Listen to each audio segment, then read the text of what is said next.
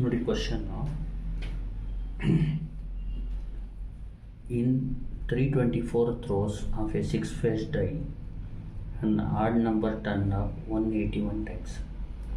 Is it reasonable to think that die is unbiased one at 5% level of significance? ಅಂದರೆ total throw ಮಾಡಿರೋದು 324, odd number ಬಂದಿರೋದು 181 times. ಈಗ odd number ಅಂದರೆ ಏನು ಇಲ್ಲಿ ಜ್ಞಾಪಕ ಇಟ್ಕೊಳ್ಳಿ. ಈಗ ಡೈ ಅಂದರೆ ನಿಮಗೆ ಗೊತ್ತಿರುತ್ತೆ, 1 2 3 6 ಫೇಸ್ ಡೈ ಅಂದರೆ ಸ್ಯಾಂಪಲ್ ಸ್ಪೇಸ್ ಈ ಥರ ಇರುತ್ತೆ. 1 2 3 4 5 6. ಈಗ ನೋಡಿ, probability of getting odd numbers is equal to number of favorable number of total outcomes by number of favorable outcomes by total. ಈಗ ಆಡ್ ನಂಬರ್ಗೆ ಫೇವರೇಬಲ್ ಯಾವ್ದು 1 3 5 ಔಟ್ಕಮ್ ಇದೆಯಲ್ಲ, ಅದು favourable outcome for getting odd number. ಅರ್ಥ ಆಗ್ತಿದೆ ನೀಟಾಗಿ. ಈಗ total ಎಷ್ಟು ನಂಬರ್ಸ್ ಇದೆ, ಎಷ್ಟು ನಂಬರ್ ಆಫ್ ಔಟ್ಕಮ್ಸ್ ಇದೆ ಫೇವರೇಬಲ್ಲು 3, ಟೋಟಲ್ ಔಟ್ಕಮ್ 6. ಇದು ಬಂದು 3/6 ಬಂದು probability of getting an odd number when a die is thrown. First ಏನು ಮಾಡಬೇಕು, ಸಪೋಸ್ ದಟ್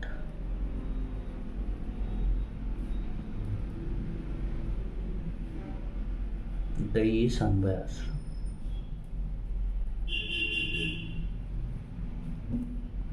ಪಿ ಬಂದು 3/6 ಅಂದರೆ 3/6 ಅಂದರೆ 1/2. ಇದೇನು probability of getting odd number when a die is thrown or tasked. Q ಬಂದು 1 - p. Q ಫೈಂಡ್ ಮಾಡ್ಕೊ. 1 - p ಅಂದರೆ 1 - 1/2 ಅಂದರೆ 1/2. ಈಗ ಏನು ಮಾಡಬೇಕು, expected number of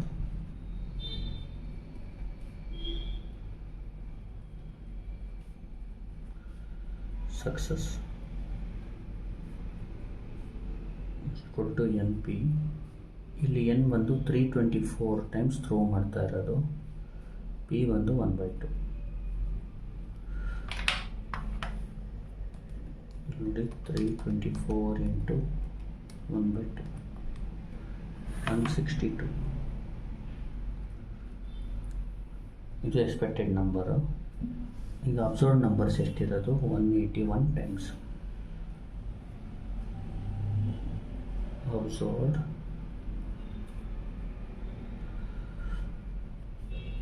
number of success is equal to x, that is 181. the difference find ಮಾಡ್ಕೋಬೇಕು.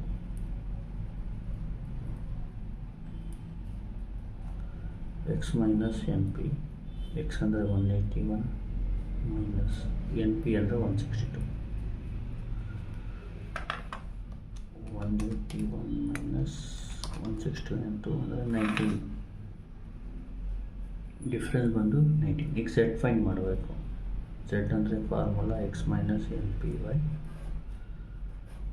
root of n into p into q. ಇಲ್ಲಿ x minus np ಅಂದರೆ ಡಿಫ್ರೆನ್ಸು ಎಷ್ಟು 19. Root of N P Q ಅಂದರೆ n ಅಂದರೆ 324,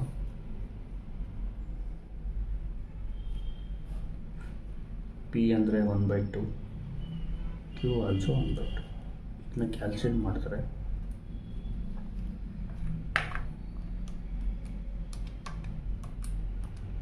three 24 times 1/2 into 1/2.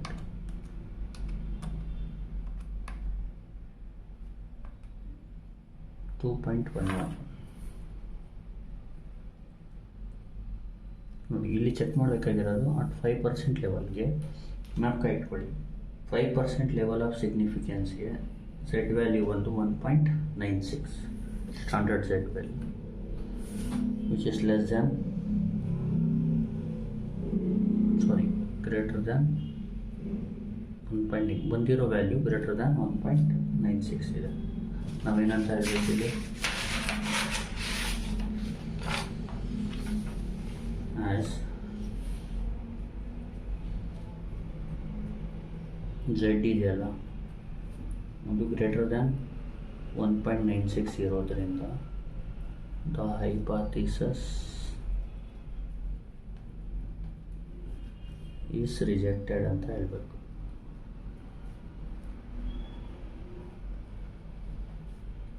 At 5% level of significance.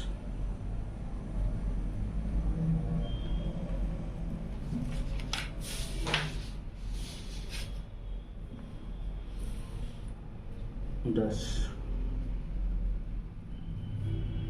we conclude that the die is not unbiased at 5% level of significance. ನೋಡಿ, ಇನ್ನೊಂದ್ಸರಿ ಕೊಡ್ತೇನೆ. ಇನ್ 324 throws of 6 face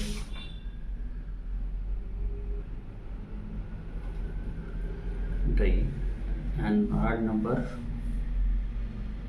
turned up 181 times. Is it reasonable to think the die is unbiased 1 at 5% level of significance?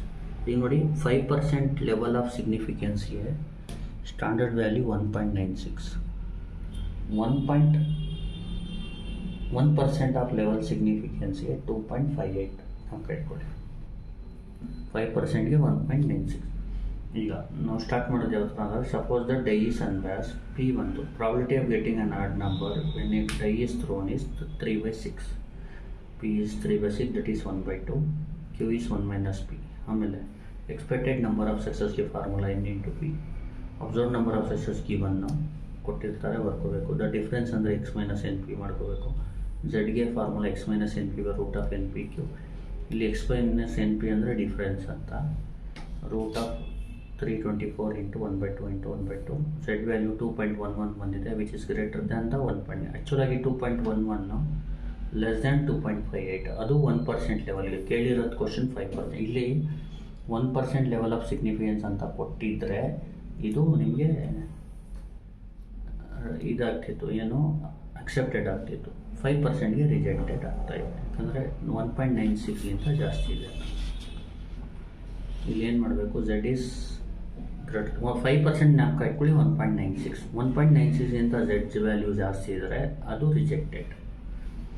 1.96ಗಿಂತ Z value ಕಡಿಮೆ ಇದ್ದರೆ ಅದು accepted.